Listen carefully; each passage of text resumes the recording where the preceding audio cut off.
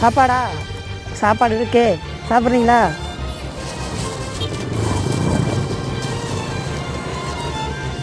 வாங்க, ஓரமாக உட்காந்து சாப்பிடுங்க.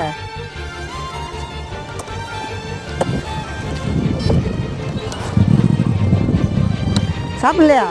அப்படி ஓரமாக இணையில் போய் உட்காந்து சாப்பிட வேண்டியது தானே? ஏன் பாட்டி,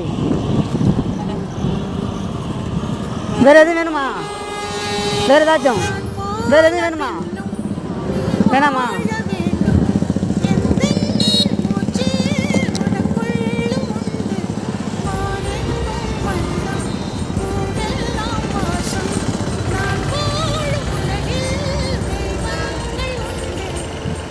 சரிம்மா, போயிட்டு வரேன்.